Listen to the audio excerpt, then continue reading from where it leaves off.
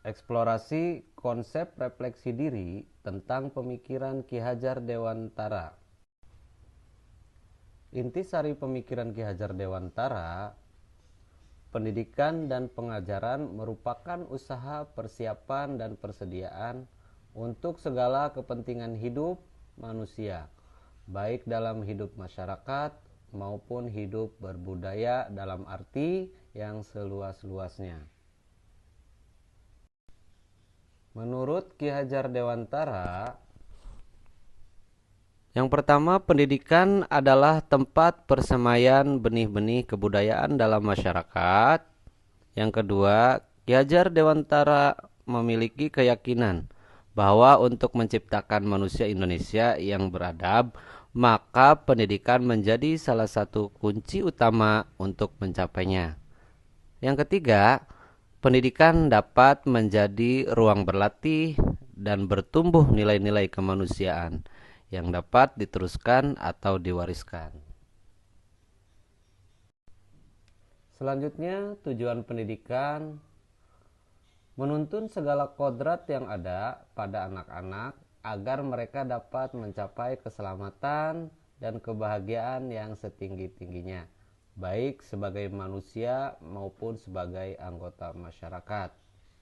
Pendidikan juga hanya dapat menuntun tumbuh atau hidupnya kekuatan kodrat yang ada pada anak-anak agar dapat memperbaiki tingkah lakunya, bukan dasarnya hidup dan tumbuh kekuatan kodrat anak. Ki Hajar Dewantara mengibaratkan peran pendidikan seperti seorang petani atau tukang kebun. Anak-anak seperti biji tumbuhan yang disemai dan ditanam pada lahan yang telah disediakan. Dalam proses menuntun, tentunya anak akan diberi kebebasan, namun pendidik sebagai pamong dalam memberi tuntunan dan arahan agar anak tidak kehilangan arah dan membahayakan dirinya. Nah, kemudian pembelajaran yang mencerminkan pemikiran Ki Hajar Dewantara di antaranya yaitu memerdekakan berpusat pada murid, yang kedua mengikuti perkembangan zaman, yang ketiga tidak bertentangan dengan nilai-nilai kemanusiaan, dan yang terakhir adalah perkembangan budi pekerti dan fokus pada proses bukan hasil. Terjadinya perubahan budi pekerti menurut Ki Hajar Dewantara, budi pekerti diartikan sebagai perpaduan antara cipta kognitif, karsa efektif, sehingga menciptakan karya psikomotor.